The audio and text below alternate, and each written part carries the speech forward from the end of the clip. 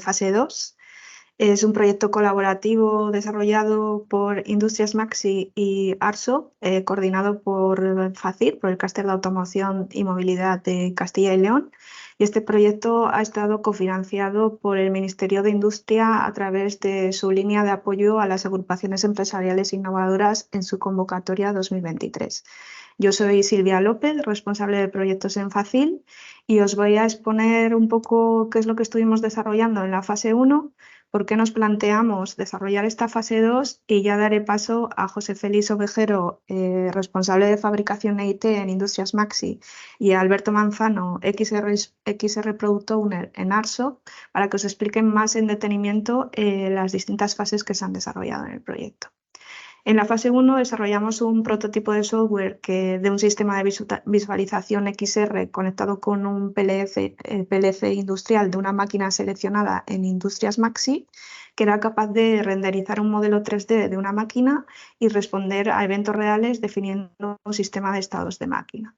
Con esta herramienta software que se desarrolló, los operarios podían controlar de forma más sencilla una planta industrial, línea de producción o máquinas individuales mediante un sistema de identificación de estados empleando tecnología de realidad mixta para interconectar las máquinas con las personas. Al terminar el proyecto de la fase 1, nos dimos cuenta de que había que dar un paso más y que queríamos trabajar en la identificación y definición de situaciones de prealerta y alerta, y que era muy interesante implementar una capa adicional de ciberseguridad en las comunicaciones IoT. Se consideraba necesario desarrollar un prototipo que fuera a continuación del que ya habíamos hecho en la fase 1, que permitiera, por un lado, generar situaciones de prealerta y alerta para cada máquina, establecer responsables de cada máquina, digitalizar esas instrucciones de los procesos asociados a esas situaciones en forma de instrucciones 3D que se pudieran visualizar con realidad aumentada, avisar a los operarios a través de dispositivos wearables de bajo coste. El proyecto al final ha utilizado smartwatches, indicar a los operarios qué proceso deben realizar y guiar a los operarios paso a paso en el proceso mediante realidad aumentada. Entonces, el proyecto ha tenido dos puntos fundamentales de trabajo, que uno ha sido la metodología para la aplicación de algoritmos de encriptación de datos punto a punto entre el PLC industrial y el sistema de realidad extendida, y definir un protocolo para la identificación de situaciones de prealerta y alerta, que os va a compartir un poco más en detalle José Félix Ovejero de Industrias Maxi. Y luego toda la parte del desarrollo del prototipo del sistema de avisos de situaciones de prealerta y alerta, la conexión con los smartwatches integrado con el sistema de realidad extendida y el gemelo virtual, que os va a explicar más en detalle Alberto Manzano de Arso. Así que doy paso a José Félix para que pueda explicaros más en detalle Muchas el gracias, desarrollo. Silvia. Nada, pues con vuestro permiso empiezo. Simplemente recordar que de la fase 1 lo que se diseñó para el proyecto fue una máquina muy sencillita, que de hecho no se llegó a fabricar. Simplemente se implementaron las partes como más de control y era muy sencillita. Simplemente simulaba una pinza que podía subir, bajar y que podía moverse longitudinalmente con un carro. Adicionalmente, como ha adelantado Silvia, lo que vamos a hacer es acercar esa máquina a un entorno a la persona, y viendo también una capa muy importante de seguridad. Seguridad en las comunicaciones, sobre todo, desde el PLC hasta el sistema XR que vaya a ser implementado. No voy a descubrir nada nuevo, pero sí que queremos continuamente que nuestros sistemas estén lo más expuestos a Internet, porque ello nos va a provocar un beneficio, pero nunca debemos de dejar atrás o de no mirar esos riesgos que pueda haber, riesgos para las personas, para nuestras propias máquinas, las instalaciones. Esto es un negocio y cada vez son más virulentos, entonces tenemos que tener mucho cuidado con ellos. No voy a hacer hincapié, simplemente es recordar algo que creo que sabemos o deberíamos de saber todos.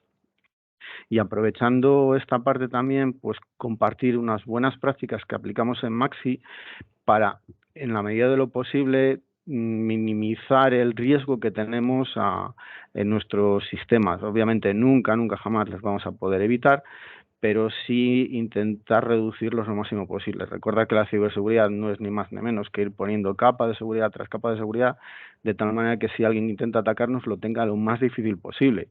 De todo lo que hay ahí, yo creo que las 3 primeras, o quizás la primera y la tercera, sean fáciles de implementar, que dan una seguridad alta. Obviamente no dejar nunca una contraseña estándar que tiene el fabricante, o lo que es peor, sin contraseña a un dispositivo que va a estar publicado a Internet. Y si se puede, porque ya claro, ya depende del fabricante, tener actualizados los sistemas. Ahí habrá que tener mucho cuidado.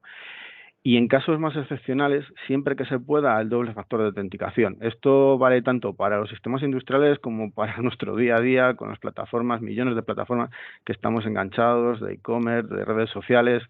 Siempre que se pueda, recordar que es muy importante la ciberseguridad. En el caso de este proyecto, lo que nos hemos centrado ha sido en el cifrado de datos de punto a punto, como he dicho anteriormente. Se barajan 3 algoritmos, RSA, AES y ECC. Optamos por elegir RSA. ¿El motivo? Pues básicamente porque es un algoritmo muy sencillo de implementar, muy sencillo, aparte es robusto, nos va a permitir una clave pública privada, es decir, un cifrado asimétrico, aun que sabíamos que hoy conocíamos el algoritmo de que nos iba a exigir un alto grado de recursos para implementarlo completamente. Con todo y con eso, dado que es un ensayo, es un proyecto de investigación, queríamos ver hasta dónde llegaba un sistema normal de un PLC básico y ver hasta dónde podría impactar esta capa de cifrado a la ejecución del proceso. Antes incluso de implementarlo, lo que hicimos fue un ensayo de la implantación del algoritmo de cifrado en Excel, y siempre teniendo en cuenta la limitación del PLC, que en este caso era un PLC con un tamaño de palabra de 32 bits, pues lo que fuimos haciendo es buscar un algoritmo que nos permitía hacer el módulo de un producto de 2 números sin exceder el tamaño de palabra, ¿no? Esto es básicamente, simplemente por curiosidad, estas barritas que hay aquí es en cada iteración cuánto quedaría o cuánto se ha utilizado y queda libre del tamaño de palabra en esa iteración, y vemos algunas que, bueno, pues está bastante ajustado el algoritmo al PLC con el que lo hicimos. Encontrar este algoritmo ha sido el que nos ha permitido implementarlo, porque si no hubiera sido imposible, o trabajar con claves excesivamente pequeñas, que no hubiera tenido ningún sentido la implementación. El resultado de la implementación es que hemos conseguido el cifrado punto a punto, es decir, las comunicaciones desde el PLC hasta el sistema que está en la nube van a estar cifradas, no va a haber ningún problema de comunicación. Sabemos que por la limitación del PLC el cifrado es muy pequeño, pero bueno, quizás para una primera defensa va a ser suficiente. Y además hemos visto que el PLC no se ha saturado en ningún momento con esta implantación, con lo cual el resultado es bueno para nosotros. De hecho, la conclusión puede ser que para ciertos entornos, y sobre todo si se añaden capas adicionales, pueda ser una solución suficiente. Insisto, capas adicionales, segmentaciones de redes, registros, VPNs en la medida de lo posible. De hecho, en nuestro caso, tenemos una VPN, ¿no? Hay un dispositivo que conecta el PLC con la nube, y esa transmisión desde ese dispositivo hasta la nube está cifrado por una conexión VPN. Pero con todo y con eso, nosotros hemos metido esa capa adicional. Lo vemos suficiente para una CPU sin una exigencia muy alta, pero obviamente siempre queda la recomendación, si es posible, de implantar la solución que tenga el fabricante. Los 2 motivos fundamentales son obvios. Vamos a conseguir una capa adicional de seguridad, muy adicional, y además vas a tener el soporte del fabricante, que ante la aparición de cualquier bug o cualquier amenaza que pueda aparecer puedan aplicar un parche y poder dar esa ayuda, ¿no?, al usuario. En cualquier caso, sin necesidad de invertir más, pues se podían plantear como 3 soluciones que podrían dar lugar a aumentar incluso más ese nivel de seguridad. Podría ser implementar en la CPU unos algoritmos para simular el tamaño de palabras mayores. En nuestro caso era de 32 bits, pues siempre se puede hacer algoritmos que simulen que la palabra es el doble o el triple. Lo único que tener cuidado, y habría que ensayarlo, qué grado o qué impacto tiene esos nuevos algoritmos en la ejecución de la CPU, y obviamente hay que tener en cuenta que se aumenta la complejidad pues de desarrollar todo ese parte de esos algoritmos, dado que hemos utilizado para hacer los productos, las sumas, las restas, las operaciones matemáticas, las operaciones o las funciones nativas de la CPU, y en este caso habría que coger unas nuevas y hacerlas y probarlas, con lo cual habría que tener cierto cuidado con ellas. Rotación de claves. Pues si somos capaces de saber cuánto tiempo puede tardar de media un atacante en detectar o en ver las claves públicas o las claves privadas que hemos utilizado, lo que se podría hacer era que a la mitad de tiempo, por ejemplo, ir cambiando las claves con las que vamos trabajando. ¿Qué conseguimos con ello? Pues al menos que no tener la información en tiempo real. Obviamente el histórico lo podría llegar a tener, porque todo es a base de tiempo, las claves son muy pequeñas las que hemos implementado, pero al menos tendría la seguridad de que no las va a tener en tiempo real. Quizás eso también sea suficiente. O también probar otros algoritmos. Ahora ya entramos a la parte de cómo desarrollamos las alertas, ya la integración con la parte de hombre-máquina.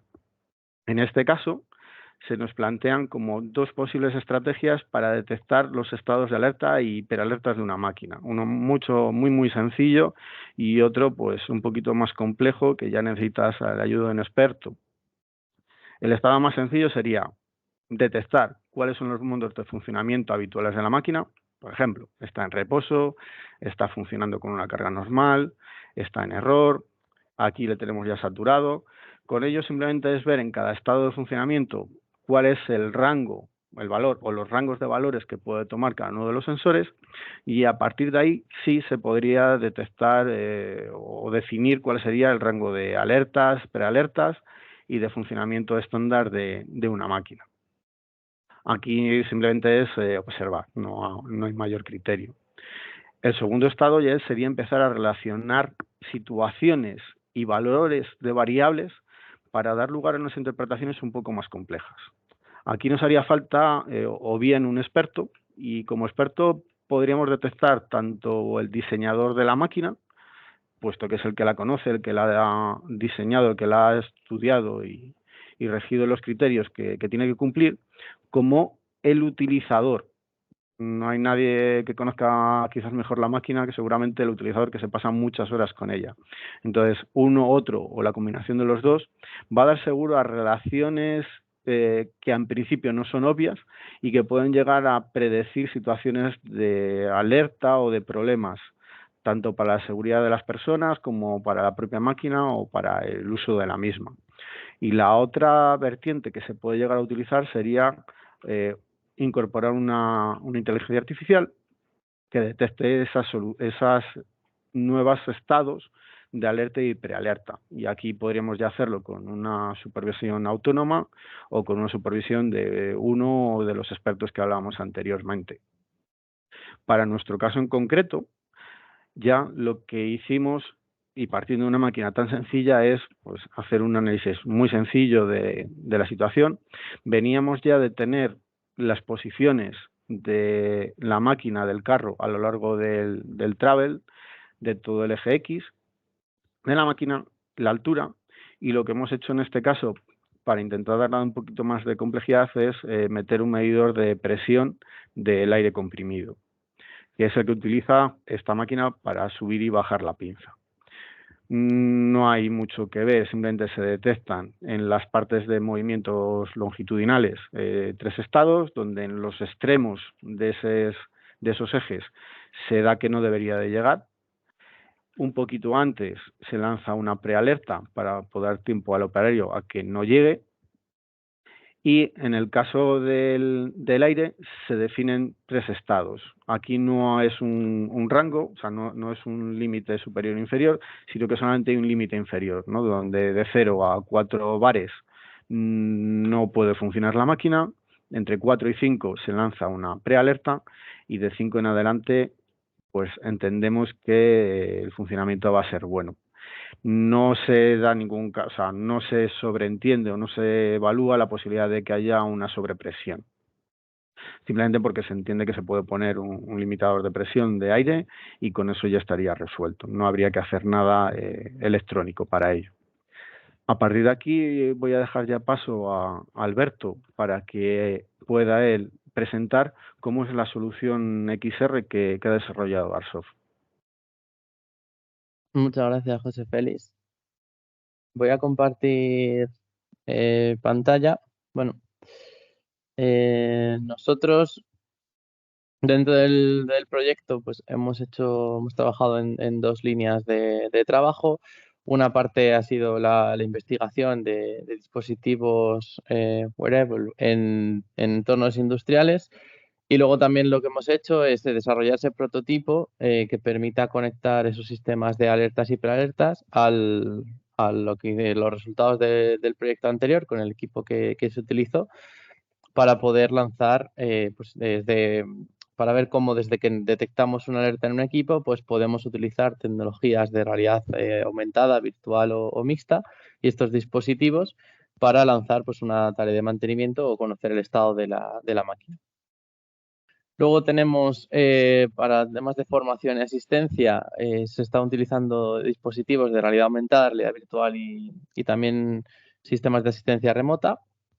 En cuanto a realidad aumentada y virtual en tiempo real, pues podemos, como trabajadores, recibir instrucciones visuales en tiempo real a la vez que realizamos tareas complejas. Esto pues, lo que nos permite es mejorar la eficiencia y aumentar la seguridad del empleado. Podemos también reducir muchos errores humanos con estas tecnologías.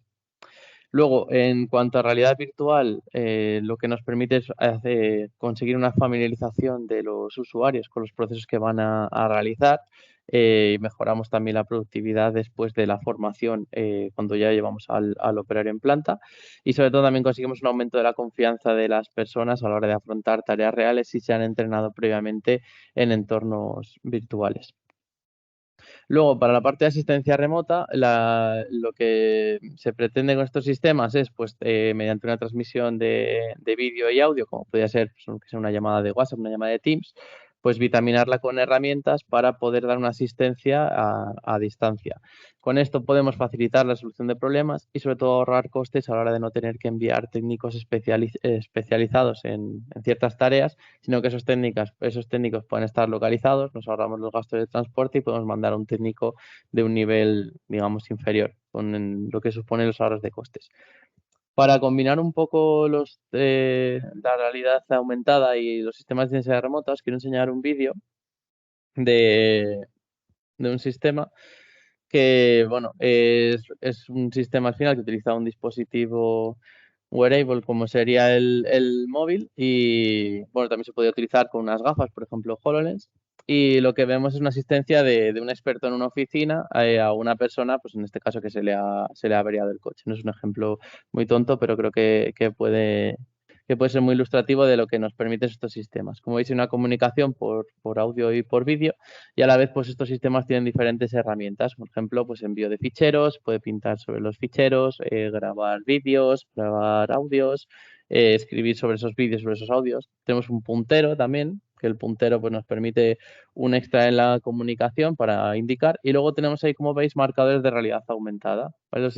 Los dispositivos móviles que tengan capacidad de realidad aumentada, pues generan esas cruces y sobre esas cruces, que son superficies dentro de un elemento real, pues el sistema nos permite poner marcadores en realidad aumentada para ser mucho más precisos a la hora de dar indicaciones. En vez de decirle al compañero que coja el quinto tornillo de la derecha, pues le puedo marcar directamente el tornillo a la vez que le estoy hablando y le estoy mandando información. Mediante ese sistema de asistencia remota, pues combinamos un poco los dos entornos, tanto de realidad aumentada como la parte de asistencia remota. La última parte que tenemos, la comunicación eficiente y el monitoreo. En este caso tenemos la comunicación hands-free, vamos con las manos libres, y aquí esta comunicación sí que es esencial en muchos sectores, porque muchas veces, vale, podemos tener las instrucciones de un mantenimiento en un teléfono móvil, pero si dependemos que el usuario tenga siempre agarrado una cosa con una mano, pues no va a poder realizar las tareas como corresponde. Entonces han surgido este tipo de dispositivos, como por ejemplo las gafas RealWear que vemos ahí. Al final las gafas RealWear son unas gafas que tienen una pantallita en uno de los ojos y te van dando las instrucciones a través de la pantalla, con lo cual deja las manos libres.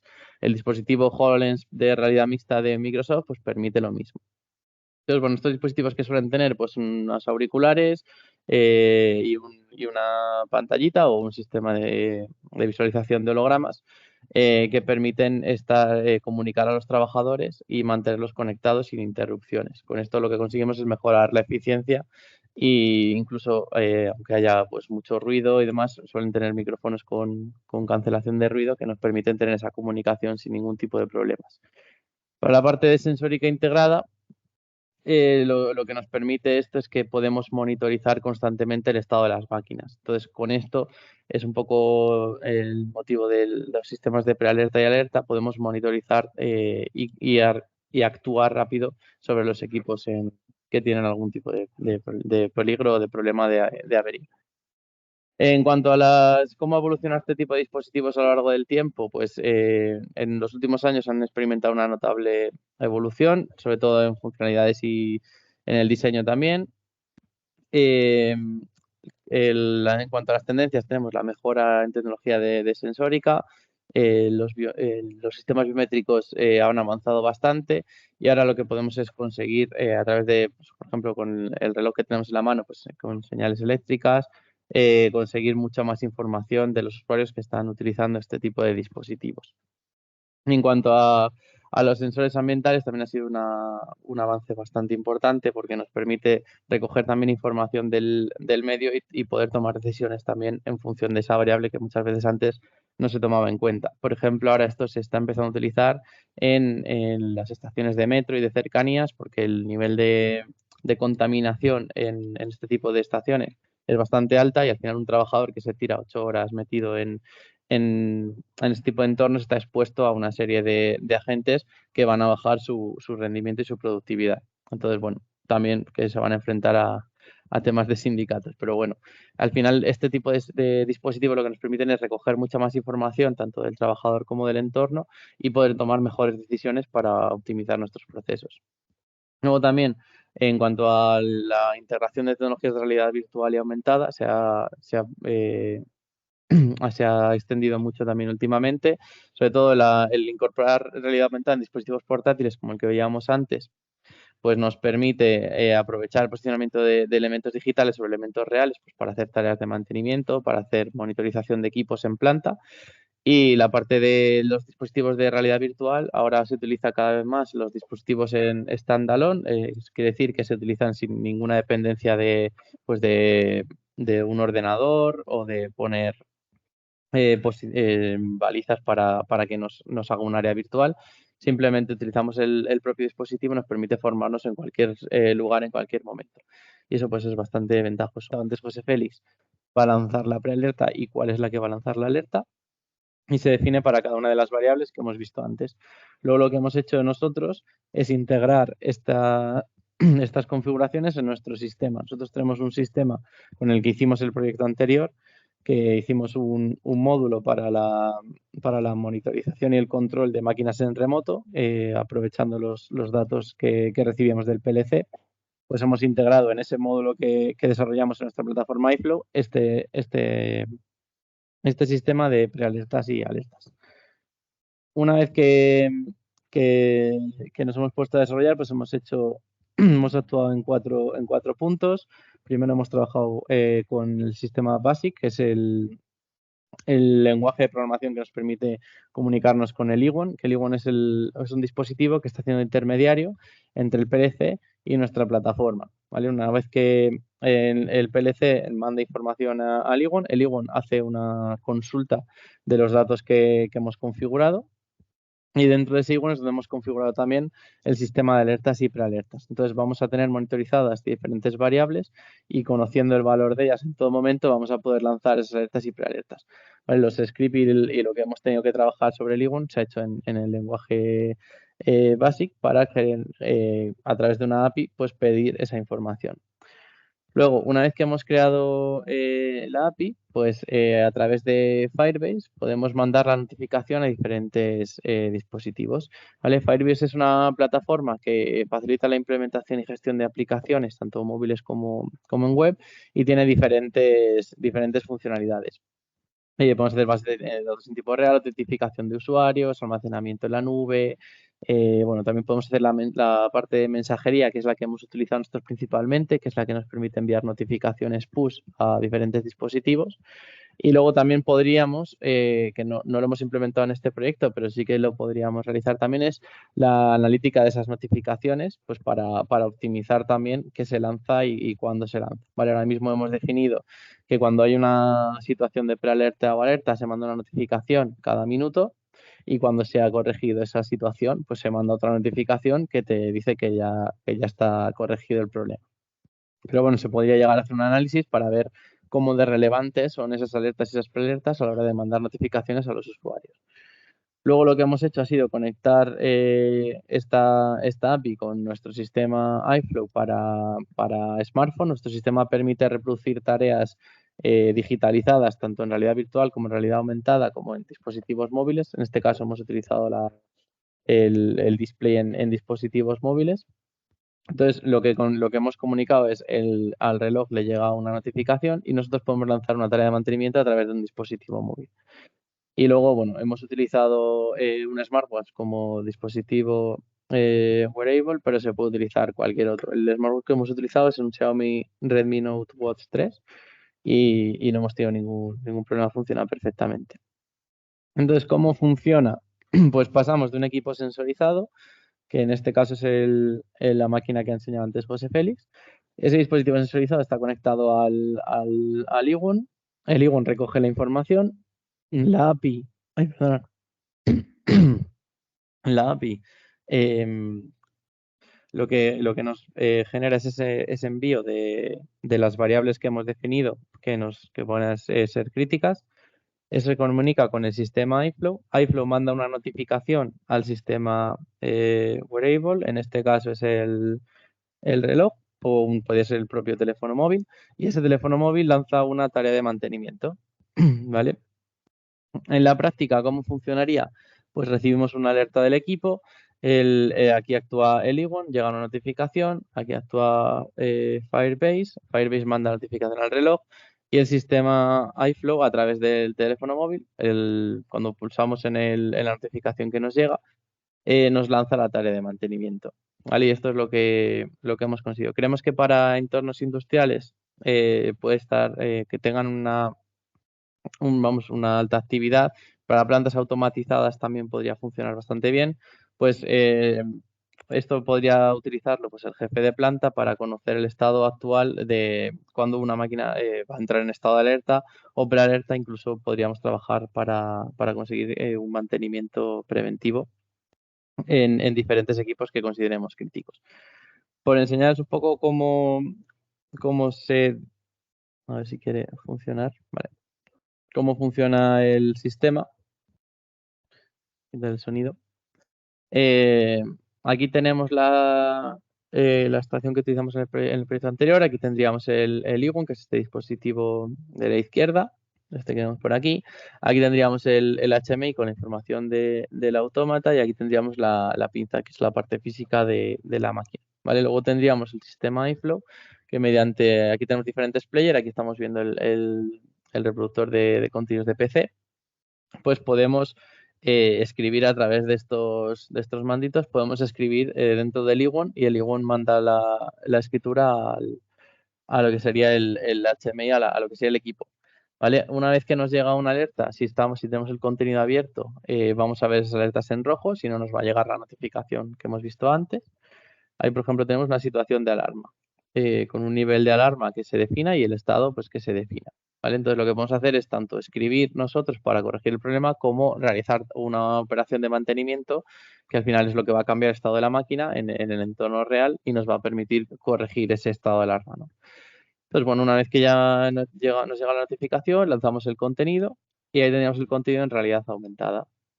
En este caso, pues tenemos el equipo de la máquina.